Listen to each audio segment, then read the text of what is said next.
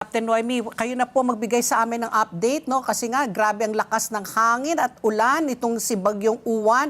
Marami po sa ating mga pantalan po ay nagsara. Hindi ko lang alam kung may mga na-strand po ng mga pasahero. Pero kayo na po magbigay po sa amin ng ulat kung kamusta na po ang ating mga pantalan at yung mga dagat-dagatan po natin.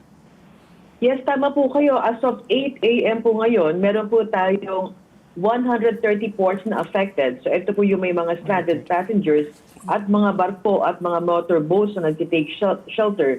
So out of 130, meron po tayong 47 ports na may stranded na passengers. In total, we have 7,589.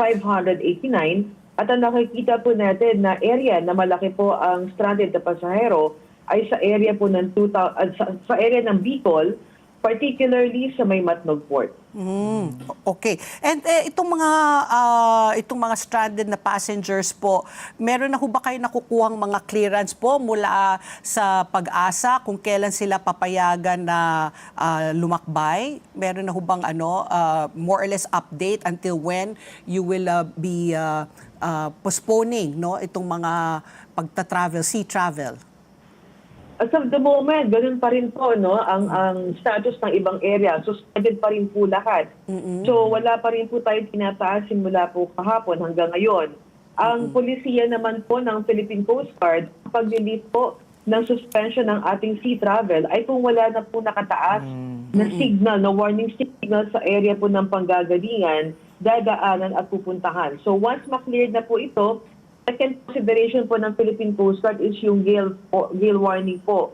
So may mga possibility po kasi na kahit wala na po nakataas na signal, pero malakas pa rin po ang alon o ang lakas ng hangin sa gitna ng karagatan. Yun pa rin po ang reason po natin for temporary suspension po ng ating mga sea travel. Oo. Captain Noemi, I'm just wondering also kung may mga big ships po na while they were traversing, 'di ba, papunta dito o palabas ay naipit, na stranded, or were they able to seek shelter? Meron ho ba mga barko na nagpasaklolo dahil po nga sa sama ng panahon? Meron po tayong na-report na 170 stranded vessels and 546 vessels na nag-take shelter. Pero yung nabanggit po niyo na underway or umalis na nagpasaklolo, wala po tayo ganung natanggap na report. Pero lang po tayong isa sa area po ng Pangasinan. Itong barko na to ay actually pumunta po sa area ng Labrador para po mag-take shelter, para tumabi dahil nga po dadaanan yung kanyang area nitong Bagyong Uwan. So unfortunately, naputol po yung kanyang anchor chain habang naka-angkorahe po siya. So na-drift siya malapit doon sa shoreline po nitong Labrador, Pangasinan. So nakita natin, nag-expect naman po tayo, wala pong laman na fuel etong barko na to. Wala rin po tayo nakita na threat for possible oil spill. At ligtas naman po itong barko na ito kasama yung kanyang crew. Inaantay lang po natin kasi nasadsad po siya.